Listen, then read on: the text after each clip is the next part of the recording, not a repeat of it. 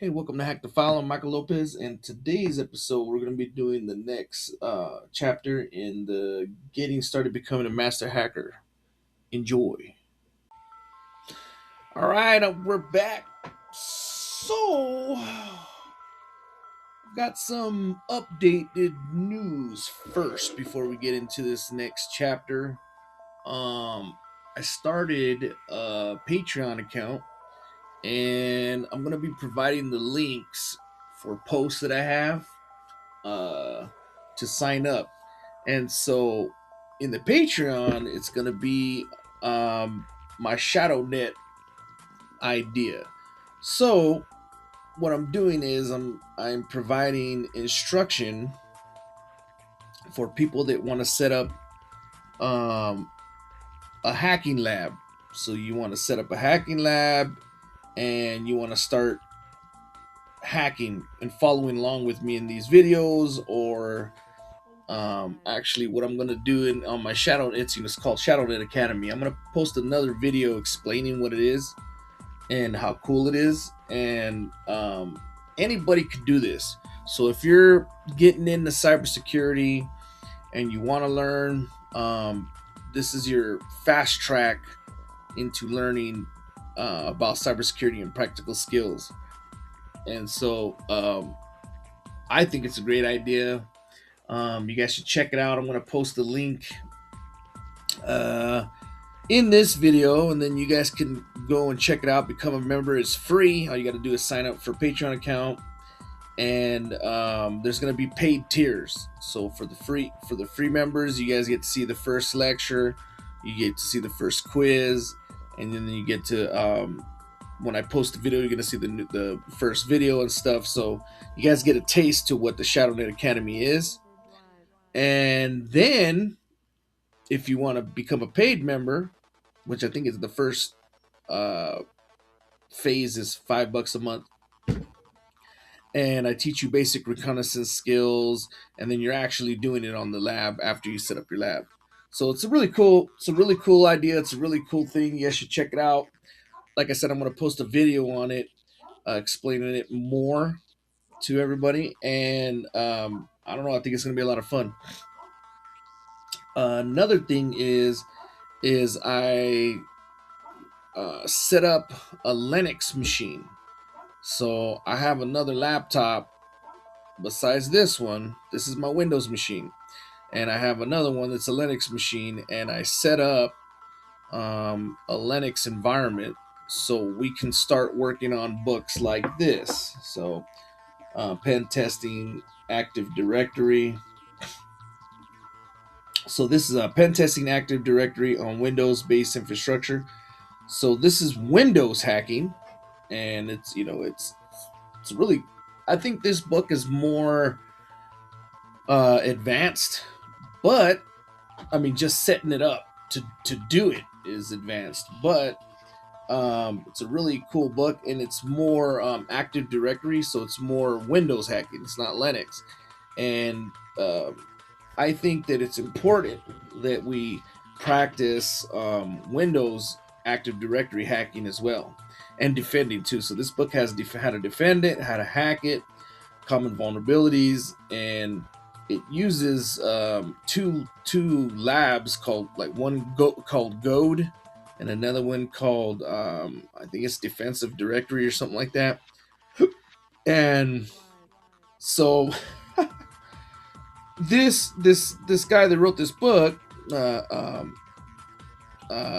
Denise Isakov, I think that's how you say it.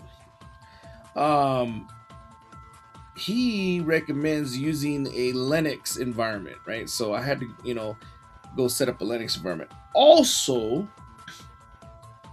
the Linux environment is good for this book.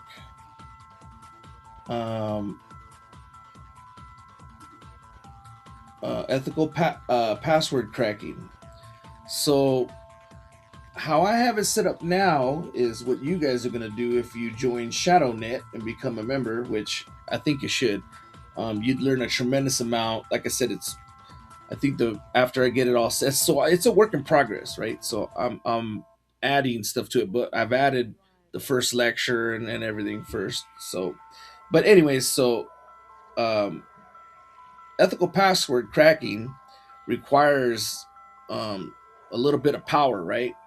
And this book is really cool, and I want to start getting into password cracking. You start doing videos on password cracking, not even hard, just basic password cracking. Stealing the hashes in Linux, and I want to do simulate some Windows password cracking of some hashes, and salted hashes and all this, and then um, MacOS too. So the three big guys, right? Mac, Linux, and Windows, and I want to start doing it, but you can't really do it on a VM because unless you have very very powerful VMs and you're allocating a lot of resources to them. So that's another reason why I created the Linux lab, and I'll be able to make videos on this Linux machine, and so keep an eye out for the new Linux machine videos when you see me on that one.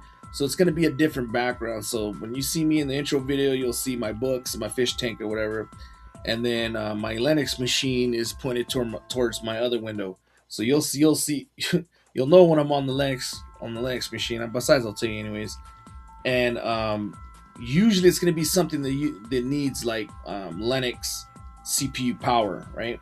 And that's the gist of it. So I have a OS system on Linux now, a Linux OS system. I'm sorry, on another machine that I have, a laptop, and it's a pretty powerful laptop. It's got like 32 gigabytes of RAM, and so it's okay enough to do some entry level password cracking. Now it's not going to be able to crack any you know crazy passwords, right? But that's the whole point. In this book, this it teaches you. Now this book is really cool. This book teaches you like what to look for, what kind of hashes are they, what kind of passwords are they, and I swear, setting up, you know, this environment to crack passwords, it took me like 2 days of research just to figure out why Hashcat or John the Ripper could not crack certain passwords, certain hashes. Now, if you don't know what I'm talking about, it's fine. That's the point of this video, of my series of YouTube and my ShadowNet Academy, is we're gonna go over all this and we're gonna learn it right step by step. And we're gonna actually do it, and I'm gonna show you how to do it and instruct you guys and guide you guys on your way to learning all this stuff. Because I'm always learning too. But long story short, it's Yes Script is the new um, hash style in encryption, and so your old Kali Linux machines or whatever, they can't crack that, right? So you have to do all kinds of this. You have to download like John Jumbo or something, and oh man, it's terrible. But anyways, and they don't tell you that in this book.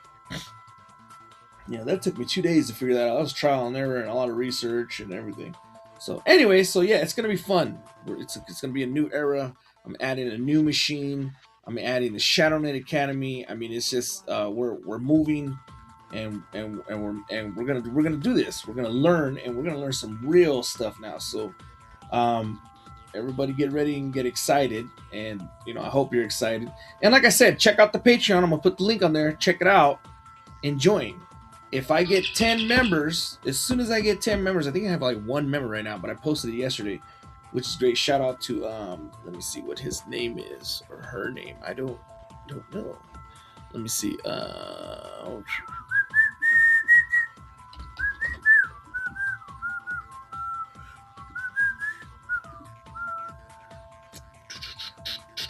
See, one member. I got one member already, and I just posted it yesterday. So let's see who my member is. How do I go in there? See, I don't even know how to use this that much. Members. Notifications. Boom. Let's see what we got. Jimothy Stevens. All right, he's the first member. Great. So if you're watching this, hey, good job, Jimothy. You're my first member on Patreon. And this goes to the super fans. All you super fans out there, like you know who you are, Matt K, and everybody else. Get on there and become a member and check this out. So I'm going to show you a little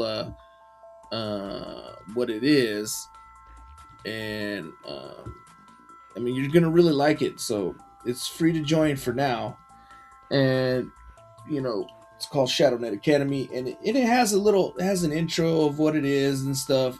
And this is my editor page, so it's not going to look. It's going to show you the editing stuff, but this is what it is: ShadowNet Academy, and SISP is Shadow Initiative Sequence Protocol. Now, this is my framework that I came up with, right, to help teach hacking or the understanding of what we're doing level by level. And I use a belt system, just kind of like martial arts, right? So you have white belt, yellow belt, brown belt, blue belt, black belt, right? So that belt system helps you understand what's the basic attack. Recon is a basic attack, and information gathering, and then running nmap scans, and using tools like Motego and stuff like that, or whatever. Those are all white belt basic level attacks and techniques, and I call them sequences, right?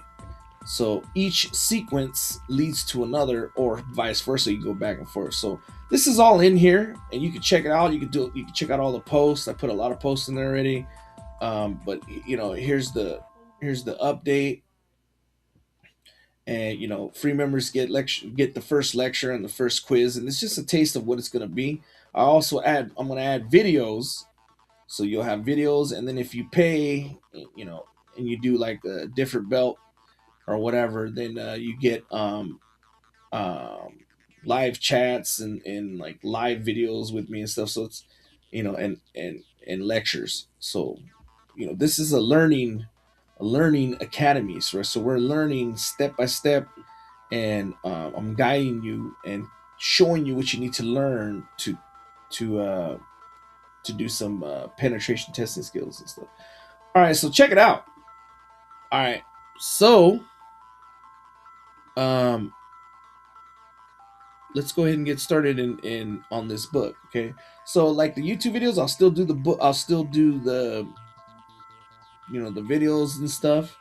But if you want to learn at like actual student, and you want to learn, take quizzes and read lectures and watch lectures and have a actual follow along that's a little bit better than just a video, join that ShadowNet Academy. All right, here we go. Um, Getting started becoming a master hacker. So, where did we leave off? On this Hping3 for active reconnaissance. All right, perfect. Let's go. Previously, we used the ambiguous and ubiquitous. What the hell? What kind of word is that? And powerful nmap for port scanning in this active reconnaissance stage of pen test / hack. Although lesser known and lesser utilized, Hping3 is a powerful and versatile scanning tool for doing active reconnaissance. In this section, we will explore some of the wide-ranging capabilities of Hping3 to find key information about our target that could prove useful at later stages. Hping3 is often referred to as a packet crafting tool. That's because it has the capabilities of creating just about any type of packet, both RFC, request for comment. These are the specifications of how protocols are supposed to work: compliant and non-RFC compliant. If you can imagine a packet, Hping3 can create it. Oh, that's pretty cool. And this is what it looks. Now let's do Hping3 help and see if we even have Hping3 help.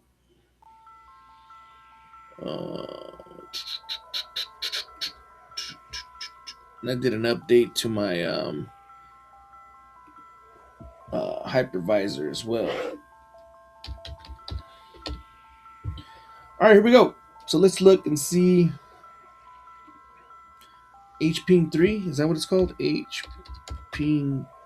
Bet you it's deprecated. Nope. Dash help. All right, here's the help. And remember, get to know your help, right? And get to know how to read this and to use it. Okay, so this says HP3 host, and then HP3 host, and then options. So your if you write HP3 version, let's do version and see what happens. So usage dash V is the version. So let's try that. Let's see what we got. HP3 dash V is what is it? Okay, so my version is HP3 version 3.0.0 alpha 2. All right, and I can update that, but I mean, it's probably gonna be fine. We're not gonna do any crazy stuff, I bet. Okay, and then you have the dash C is your count, packet count. All right, so this is all your help stuff. So this is stuff that, like I said, if you really want to learn something and you want to dive into it, start with the help. You know what I'm saying? Start with the help, and then go get books and stuff. But your help, kind of, play with your help. There's no better way to learn something by just trial and error and playing with it, and then reading about it and stuff like that. So your help, learn how to do your helps. Oh man, they're gonna save your life a lot of times. All right, so now what? Let's go to the next thing.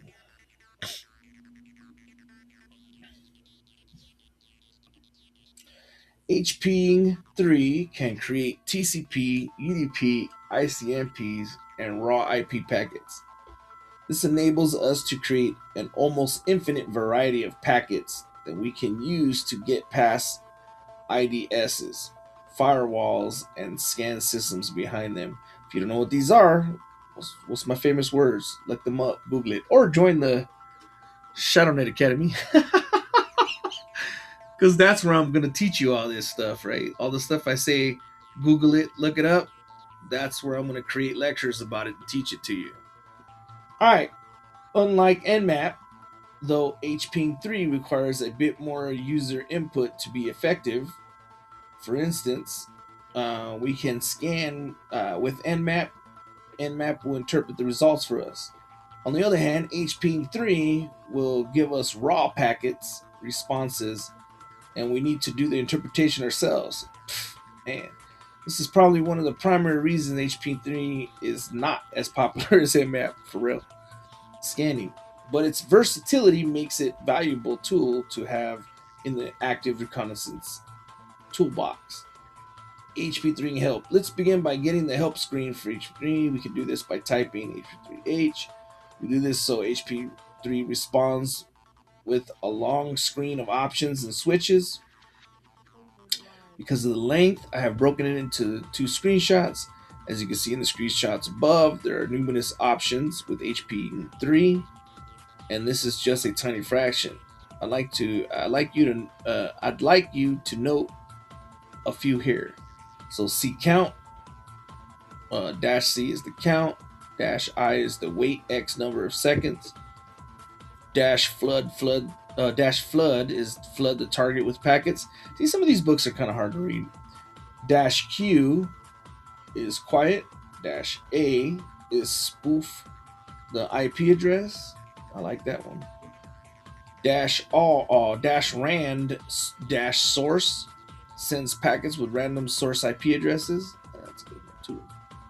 Oh, I have used this tool for man in the middle attacks and stuff like that. Dash F fragment the packets. Dash X set more fragment flags in the IP header. Dash Y set the don't fragment flag in the IP header. Please also note that the default mode of Hping3 is TCP packets. Unlike Nmap, the defaults to sending an ICMP ping, which can often be blocked by firewalls and gateways. Oh, nice. The screenshot above shows us even more options. I'd like to draw your attention to the following. -P, destination port, -Q, get the TCP sequence number, --TCP timestamp, gets the TCP timestamp and converts it into days, hours, and minutes. Oh, see, I like that one. Also note that we can set up any of the TCP flags, SAFPRU, as well as the Xmas scan. Xmas scan flags PUF set.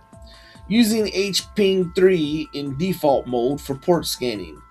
It at its most basic level, Hping3 is a port scanner similar to Nmap. The syntax is similar, but the output is dissimilar. Unlike Nmap, Hping3 does not return a consolidated output, but instead returns the specifications of the response packet. Let's look at what happens when we try Hping3 on Windows 7. I don't have no Windows 7. System port on port 80. Here, let's use SYN flag -S flag. This scan is similar to the Nmap port scan. HP. Okay, we're gonna run this scan on another box. Okay, we don't need the Kali box. We're gonna run this on my Ubuntu. So, all right, move this over.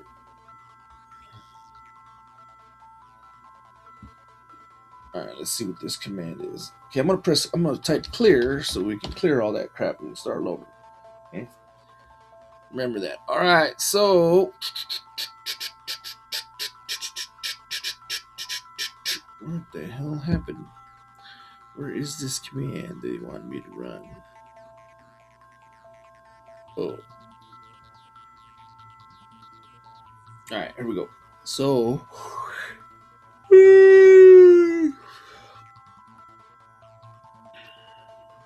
Hping3 -big ass, and then we're gonna type in our 192.168.10. I think it was 102. -P port 80, and that's gonna be open sock raw operation not permitted. Can't open raw socket. Can't open a raw socket on my. Let's see if we need this one.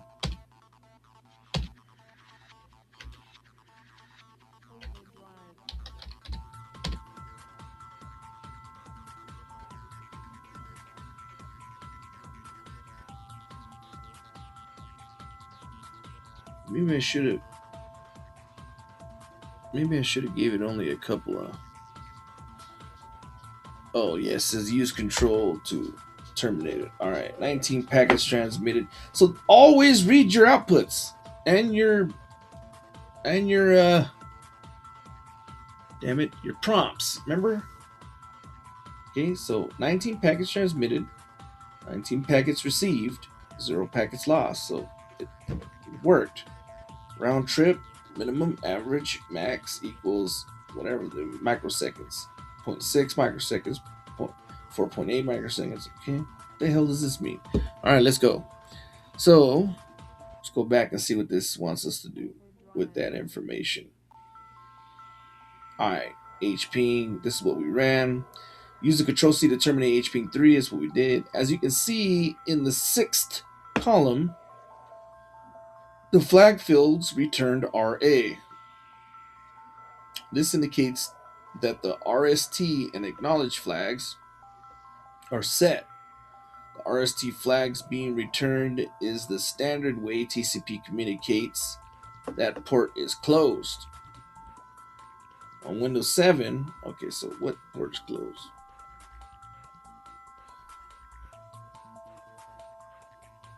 Okay, what did it say needed?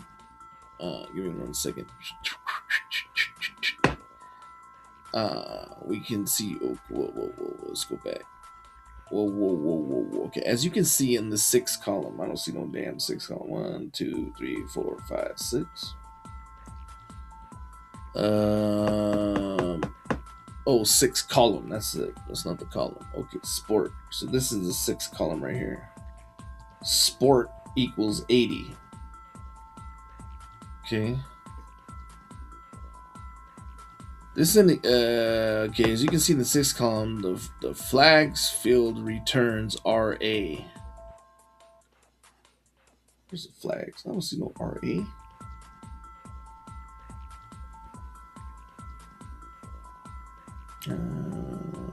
Flags SA. Just gave me SA, so it's open. Oh, maybe Windows is different. That's why it's closed. This indicates that the RST and ACK flags are set. The RST flag being returned is standard. Okay, so obviously ours is a little bit different. Ours says SA, and it's probably gonna go through that and see what it is, but it returns information back. Okay. All right, here's the two shots. There's, if you zoom in or whatever, pause it. This one says flags RA on theirs, and ours says SA. Finally, if we want to scan all ports, we can use the increment syntax or ++1 and form a command like this. Should we run that one? This scan starts at port 1, increments through by 1 or +1 to test for each port for response. Let's do that one. I'm going to press up. And it said what they wanted. P ++1.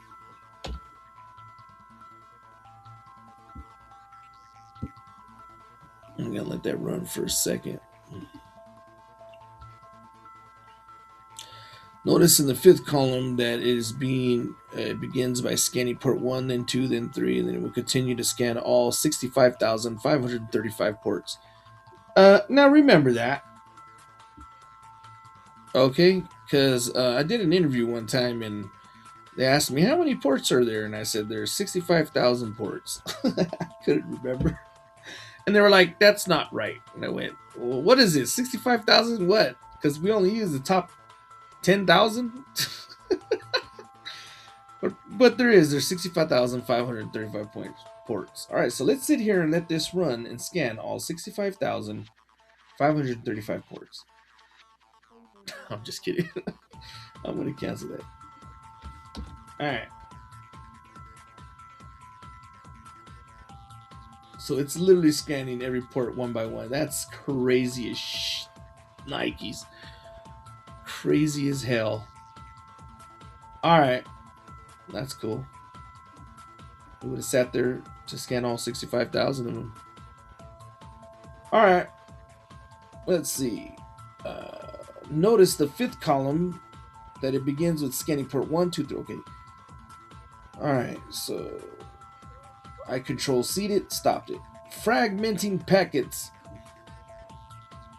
As I mentioned in the introduction on Hping3, you can sometimes bypass security devices such as IDS.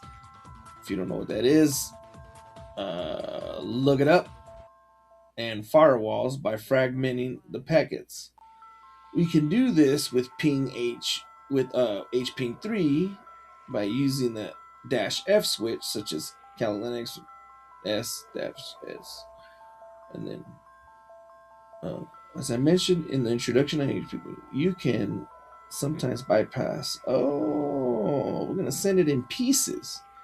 Since the packet is broken into many small fragments of the original packet, in some cases, the IDS or firewall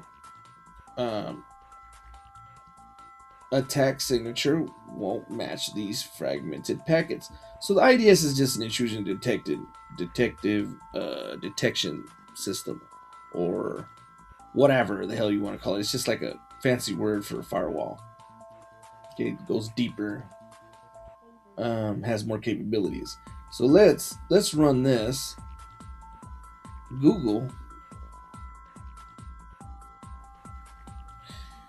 All right, so let's start by running this command in here just for gets and shiggles.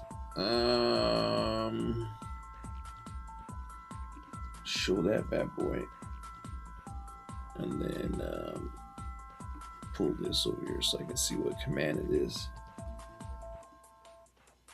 Let's clear this bad boy, and then so this one's the Hping3 big Q. We can look it up on help and see what big Q is, but I'm sure it's going to tell us right now. Big ass on Google.com. Poor Google.com. Dash B 80. Is that what it? Oh, wait a minute. What did it say it wanted us to do? Fragmenting packets.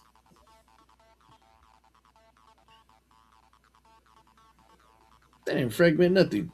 Okay, so that's not the one. Oh, it wants us to run. That's the next one. Okay, we want to run this one first.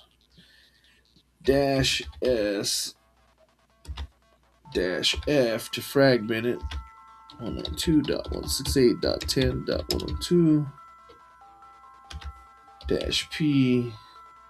Like I said, this is my Ubuntu server, the victim on there. So see what I get. Oh man. So let's do the command line kung fu. Sudo exclamation exclamation. Put sudo in front of the last command and bam. Let's run that bad boy. Let's see what happens. Since the packet is broken into small fragments, the original packet, in some cases the firewall won't detect this. Okay. Okay, me likey. Me likey. Hping3 might be better than AirMap. Let's cancel that. So I got 21 packets transmitted, 21 packets received. So it's going. What do I got in here? So I gotta be able to know how to read this stuff. That's the whole point of this. So, and I don't know how to read this. This is time to live. This is your ID. This is your process ID. This is your, I don't know what the hell sport is. Oh, S-port. Sport. That's funny. That's your S-port. Okay, so that's your port. Because we put 445, right?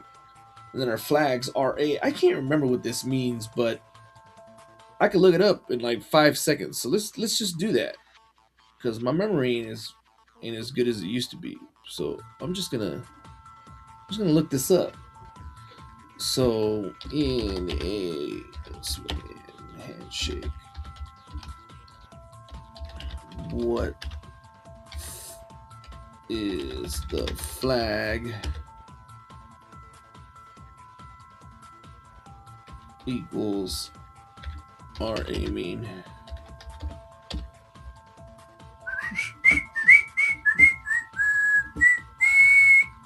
Okay, so flag equals RA means the packet has both the reset RST and the acknowledgement ACK flag set. This typically indicates that the receiving host is rejecting or aborting the connection attempt during the SYN handshake. So breaking it down, RST signals that the connection should be immediately terminated, often used when a port is closed or a service doesn't want to accept the connection. Acknowledgement confirms the receipt of a packet. In this case, it acknowledges the SYN but simultaneously resets the connection. RA is RST plus ACT, a combined flag showing that the host received the SYN but is refusing the connection, sending back. So,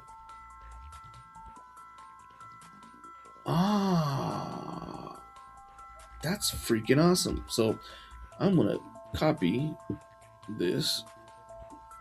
I'm gonna show you guys. So here's, what I do is too, like when you look something, I use Copilot, right? So Copilot puts these little things like this. It's great. I'll if I see something interesting, like I'm like, okay, cool, I'm gonna need to know this. This is something you need to know. Okay, especially if you're pen testing or something, you need to understand how the SYN handshake works. Obviously, you need to even understand what the hell the SYN handshake is, and how TCP packets and how packets communicate with other devices, all that stuff, right? But uh, for this case, I just want to know what the RA meant, right, in our flags. And so, here's a comparison of common flags, and I just took a screenshot of this, and I'm gonna keep this like on my desktop screen, or or in my documents, or whatever the heck you want. File, a folder of knowledge, if you want. I keep stuff like this, so I can learn, right? And I already knew this. It's just that I had forgotten what the hell RA meant, but I've researched this and done this before. I just couldn't remember, right? So then that's why you just look stuff up. And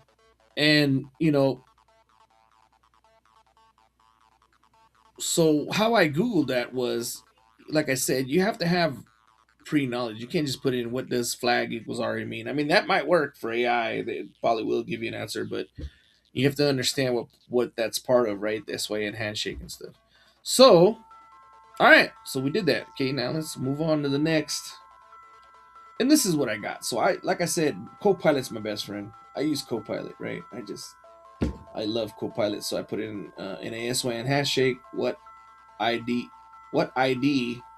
It's supposed to be what is the flag equals RA mean? I don't know what the hell. Maybe that is right, but and then it just gave me a quick response, and then it broke it down for me, and then I love Copilot. Now the thing is, can you just use Copilot to learn? You can, but not really, because when you're reading this, you don't know if it's right or not. Copilot could be wrong and telling you something way out, and then you put it to memory, or you're learning it, and then you're learning it wrong, right? So what I do is I'll use Copilot and I'll check something, and then I'll go, okay, yes, I do know that that's true, because I've studied this before. And then you could also click on stuff like that. Boom, click on this, and it'll tell you. And then you could say, give me some references for this.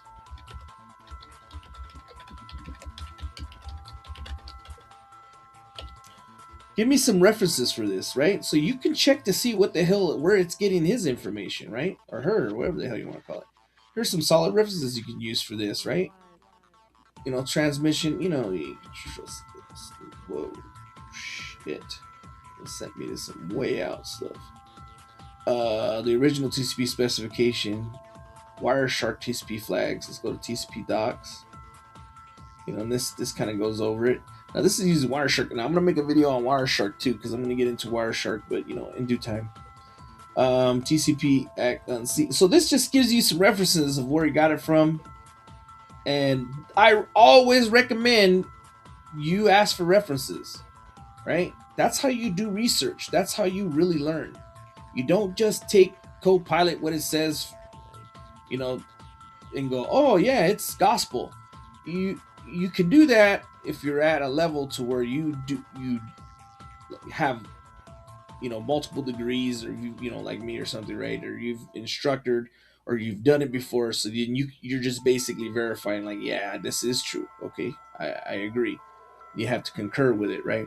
But if you don't have that knowledge, then you should always ask for, click on something and then say, look, give me some references for this, and then look at your references and make sure that they're legit references, right? So this one is the TCP dump manual, but I don't know about this website. Okay, so I can even go deeper and say, give me the most reputable references. Okay, let's see what it gives me. Direct the most reputable references of understanding this are the official TCP specifications, right? So here's the official authoritative references. That's what you want. Give me the same crap here. So I mean, Nmap port scanning network engineering stack exchange. So this, and then you got people discussing it. So this is how you do research. Okay, now I'm going to explain something to everybody right now. AI is here to stay. You all know that. The new generation knows that. I love AI. I mean, God bless it. What it does for me, it allows me to create and learn 10 times. I'm not even kidding. 10 times faster than I usually would. Like I would do all this in like individual researches through Google. Now I don't need Google anymore. I don't use Google. Google's dead. I mean, Google is fine, but Copilot and AI is the future, right? So it's like, um, that's how I use AI. So you have to use it right though. You can't use it wrong. You can't just take what like it's gospel with the first thing. You have to use it to verify its own self, right? So there is ways to use it. You can't just blindly use this damn stuff, or else you're gonna be up shit creek, and then you're wasting your time if you're not learning the right thing, right? All right, so let's go back to Cali. Let's see what's going on with this. All right, so that's just my little free advice. All right, and that's the that's how I do all my research, and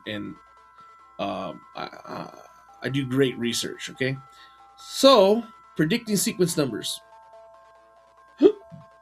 Now we can look this up. We already know that it's not accepting. Now we know it's not accepting these, and it's sending them back. That means it could either be closed. Yeah, port 445. But if I do port 80.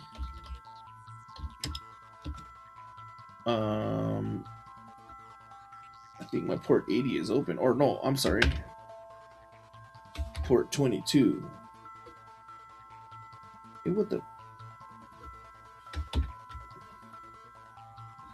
So this one is saying that it's SA. So now I can go here, right?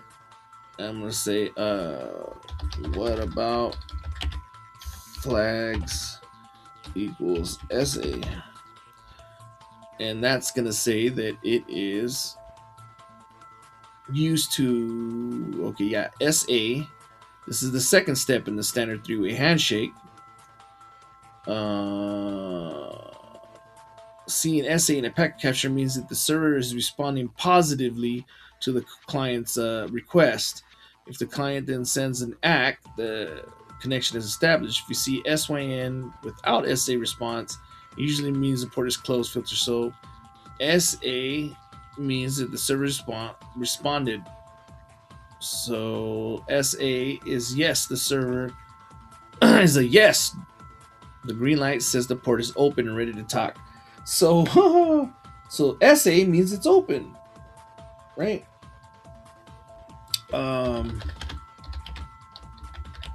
Let's check another port. Now this one's a port. This is our SSH that we set up and it's vulnerable, right? Let's see what that says. And that's saying SA2. So that means that that's open too. And it's saying, yeah, I'm ready to talk. Let's go. So this is cool. Hping3. I like this. This is awesome. So port 443 is closed. So this is more for if you know your flags, right? And you know how the SYN handshake works, and stuff like that. So let's go to shit.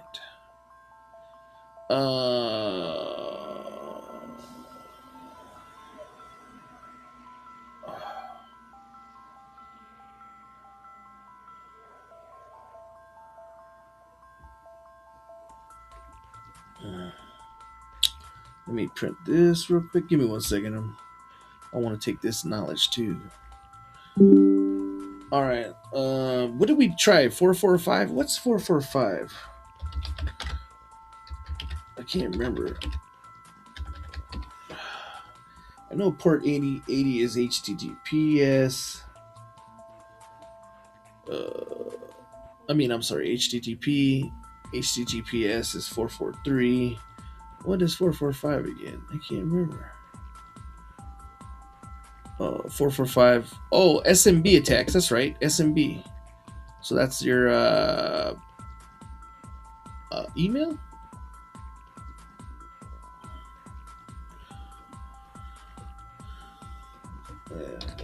Is this email?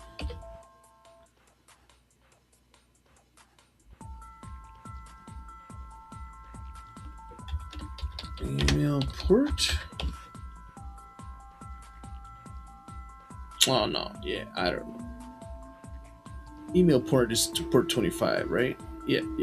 Okay, so knowing all your ports and all that stuff is important too. Okay, so 445 is just a SMB port, TCP/IP port.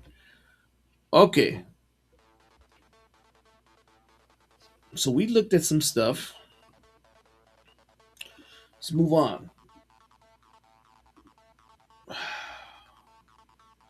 Since the packet is broken into small fragments, of the original packet, in some cases, okay, can't find it. Okay, predicting sequence numbers. Sequence numbers are used by TCP/IP to make certain that the packets don't arrive in the proper sequence, can be reordered at the target in the same sequence they were sent. Right. That's the whole point of TCP, of the packets. That's the whole point of the packets. And so in my ShadowNet Academy, I teach you why they were created, why packets were created, and you have to take a little quiz on it. It teaches you the history of it and why, right? And we all know it was the Department of Defense, and they were trying to create a way that if their communication systems got bombed, that they can send data still to their destination, right? So if they're in, and how they were using that back in the days was telephone lines. So if you bomb a telephone line, right, and you blow it out, you're gonna lose communication because it's in series. It's connected all in series and stuff, right? And the your transmission can't get through. But packets, what they do is they go through your line piece by piece. That's why they're called packets. So they take the data and they cut it in little pieces, and they send each data piece by piece. And if it tries to get where it's going, so if it hits a dead end that's blown up, let's say in real life, it'll go and try to find another route to get where it's going.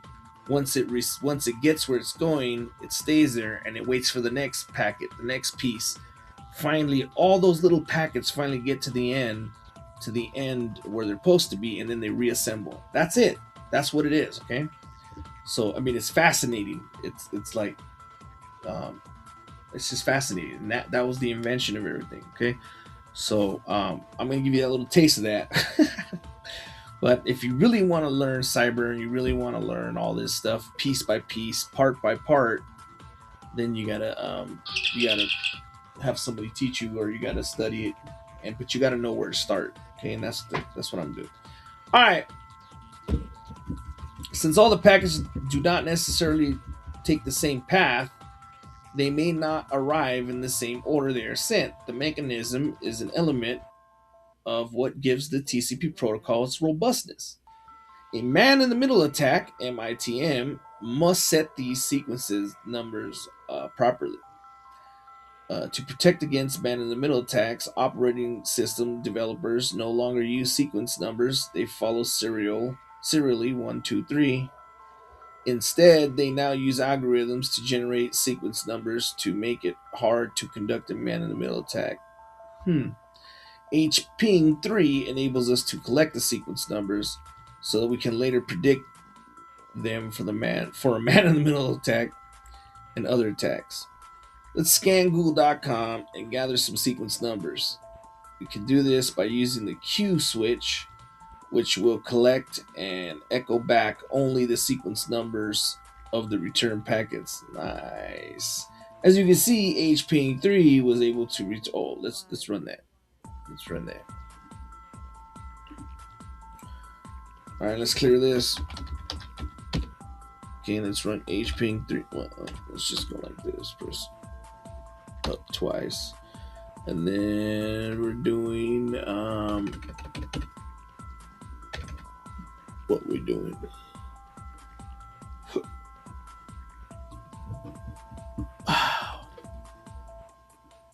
We're doing big Q. So big Q, big S, Google.com, poor Google.com, -P on port 80.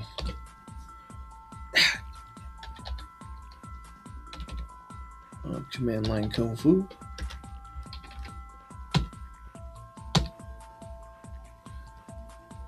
Was unable to resolve. What the I already did put sudo. Okay, Hping3 -big Q -big ass google.com google.com port 80. Unable to resolve google.com. Let me see what I'm doing wrong here. So now I'm going to look up. Yeah, I'm doing. What did he say he used? Man, these pictures are backwards. His pictures come first. Okay, Hping3 big Q. Yeah, so that's not working, and it's not resolving it. Why? Let me see. I got internet access. Oh man, that was fast. This new hypervisor is working. Oh, this is a problem with my internet. That's why. Okay. Let's see what the hell happened to my Ninja Net.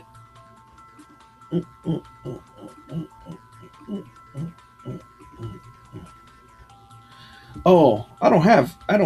Well, how come I just checked something on Google 5 seconds ago. I pinged it, didn't I?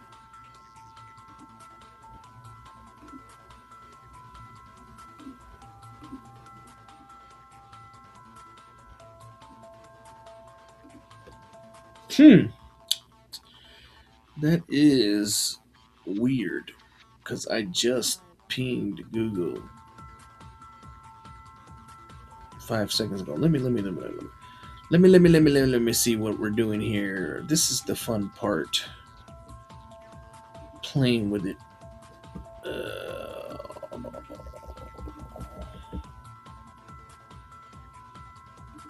No, I didn't do it. No, Google.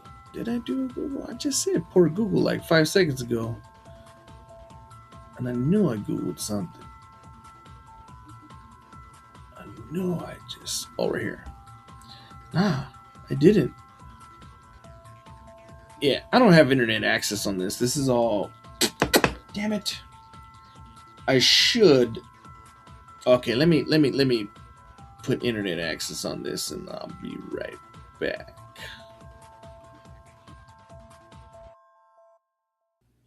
I had to reset this damn thing, and I put it on a NAT network, so it was all on a LAN and with no internet access. So I just changed it, and now we're able to access the internet. So let's run that same command and see google.com. Okay, let's see. So this up. So I should be able to ping. Yeah, there you go. So now I should be able to work because you have to have access to the internet because it's trying to scan google.com, right? Which is obviously on the internet. And I had it set up to where the VM was solely LAN closed network, so it didn't have access to the internet. Okay, now we got that. All right, so now we did this, and we're gonna see what the hell this wants us to say. As you can see, when I ran this command against the Google server, it returned a message that this server's timestamp was 8581 whatever. So this is the timestamps. Oh shit, I'm sorry. Skipped one. We're not on timestamps yet. So we're on predicting sequence numbers. Okay.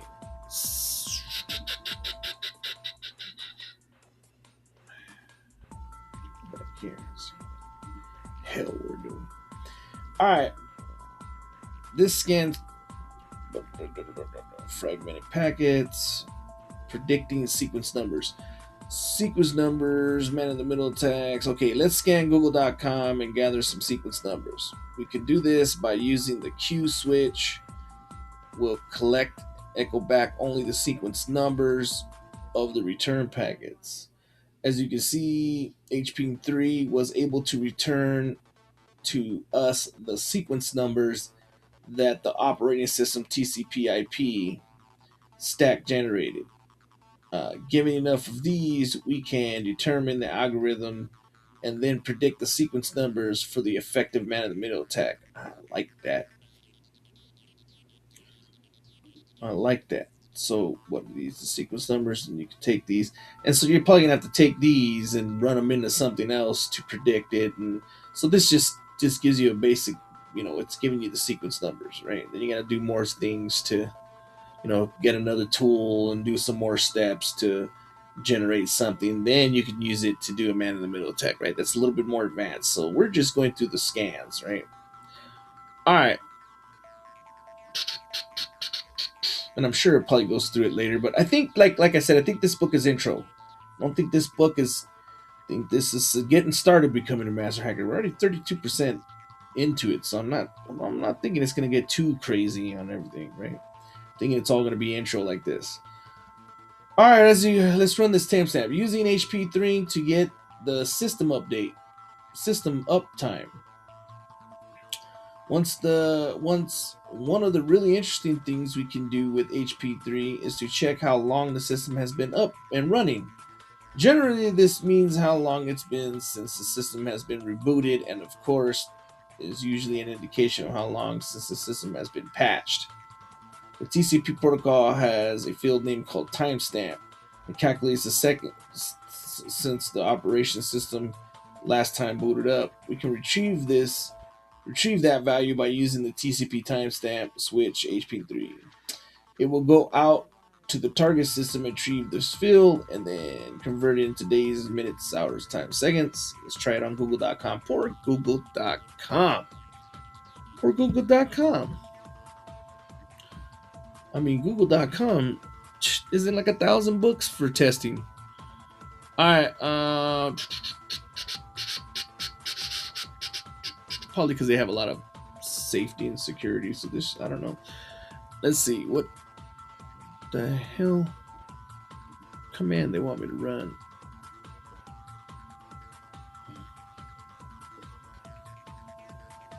Oh, there it is. Okay. So I'm going to press up, and I'm just going to go here. HP. They want the dash TCP timestamp big S google.com -p port 80. All right, that's scanning. It's running.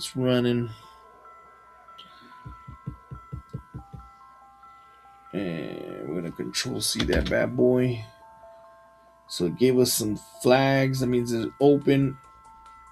Checked all these ports because we did our research. So now we know what we're looking at. That's awesome. That took like 5 minutes to understand most of this. Time to live, IP address, your port 80 is HTTP. Okay, so now so we have all that information. Where's the damn timestamp?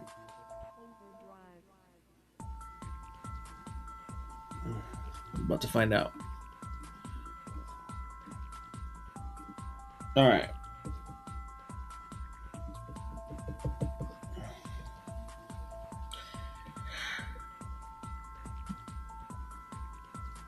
I don't think we ran the right. We didn't run the damn timestamp one, did we? Let me see what the hell we ran. TCP. Oh, maybe I didn't do that command right.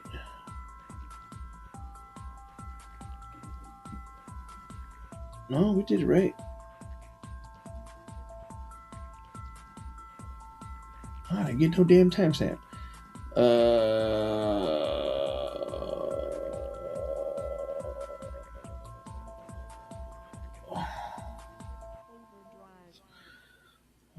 if I did that command right.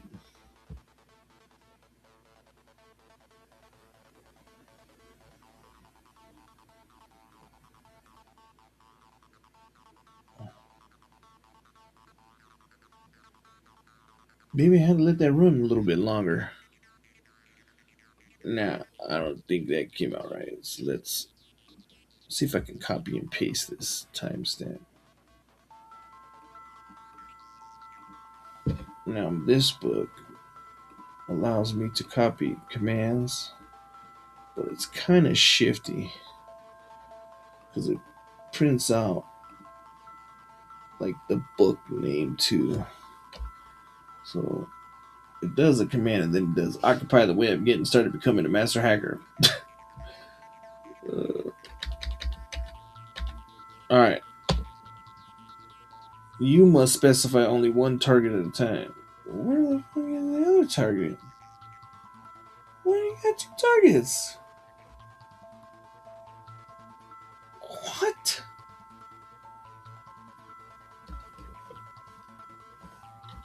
What?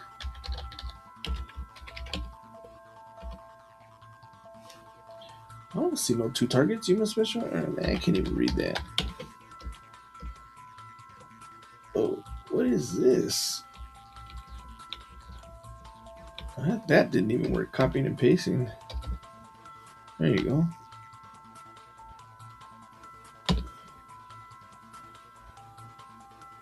I still don't see no timestamps. Or am I going? Are my nuts? Or do I not see a timestamp on here?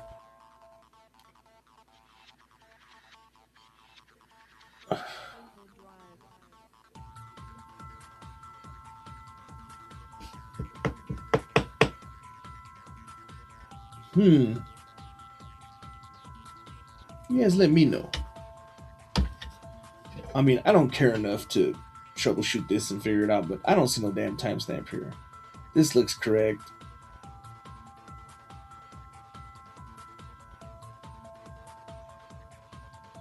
RTT, maybe it's this. No, it's not that. Yeah, I don't see no timestamp, so we're just gonna move on. But that's for you guys to play with. Um, Apparently, I'm supposed to see stuff like this.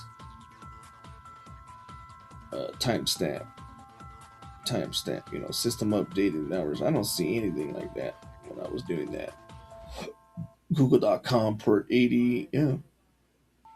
As you can see, when I run this command against the Google server, it returned the message that server's timestamp was this. As a hacker pen tester, this can be on the. Oh, okay. Let's do port. God, I can't let shit go. So let's try another port. Let's try port 443. Because I'm thinking it won't do it because it's HTTP. Okay. I. Oh shit, that's cool.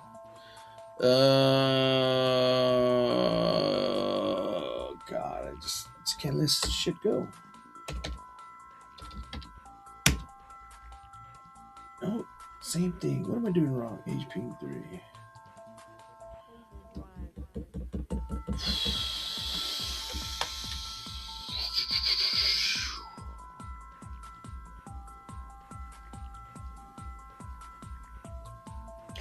Oh, let's look up the command. Let's do. This might be deprecated or something, or it might be changed. So let's do that dash help. That's my next idea, and then let's look up timestamps. That's why this help menu comes in great. Let's look for a timestamp or something. Listen, spoof.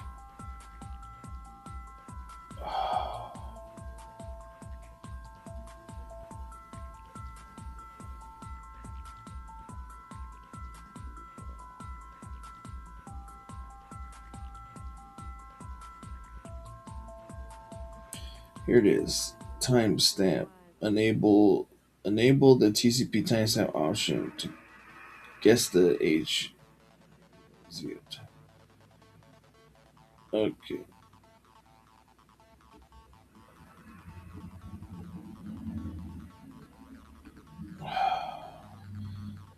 So that looks right. Where's the P dash P dash P?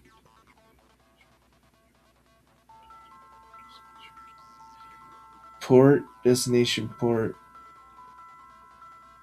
What's big S? SYN. And then the Q. What's big Q? Big Q is the sequence number. Show only TCP sequence numbers. Oh, well, shit.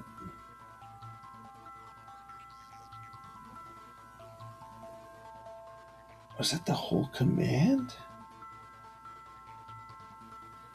I think it's just dash dash TCP. Let's try that one. Let's see what the hell we're doing here.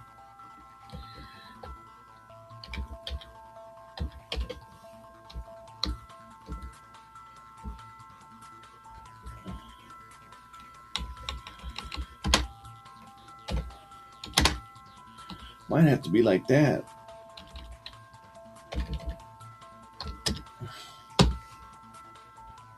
Okay, option. TCP is ambiguous. If I knew what the hell ambiguous meant. Oh, we're not getting the. I forgot to put the Q. That's why. Dash Q is not in there, so it's not getting the. I don't know what the hell. Maybe not. That's probably not why. That's giving me my sequences. I want the timestamps.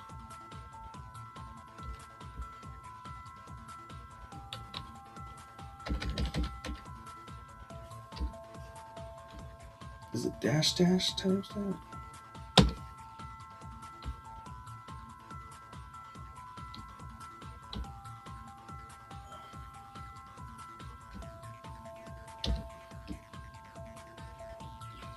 I don't want this damn Q in here.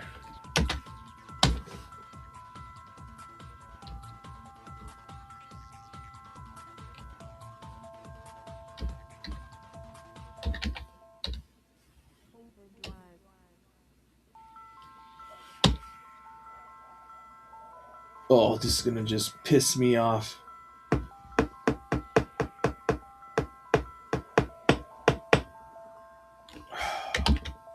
See, this is where it's fun to go in there and play with it. I don't have time for this shit, do I? Let me take a screenshot of this shit. Oh my god, oh my god, oh my god, oh my god.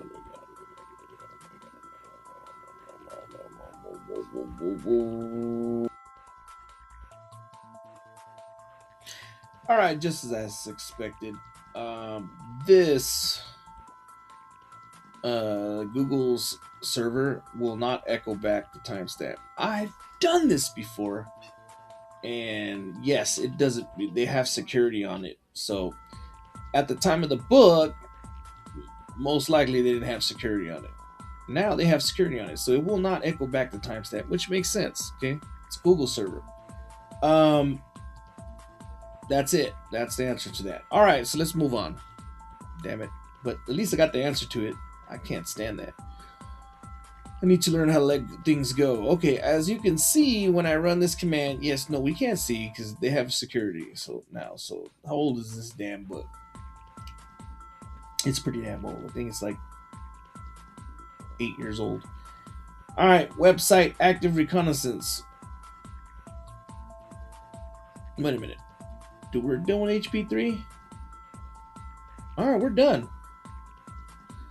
So I think the next thing we're gonna do is get onto some other Nmap and some other kind of scanning. So that's the damn video. I hope you guys learned a lot.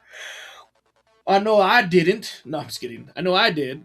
Um, I learned a lot, and um, I learned that Google servers are a lot more secure than they used to be. I was sure that I've done this video before, but maybe I haven't. But we're gonna keep on going, and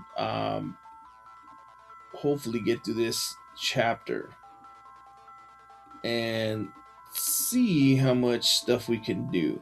Now, I don't have a Windows 7 server VM, but I mean, I can try to find a free one. But like I said, they're riddled with viruses, literally and figuratively. I don't know about figuratively, but all right. So that was Hack the File. I hope you enjoyed this, and I'll see you on the next one.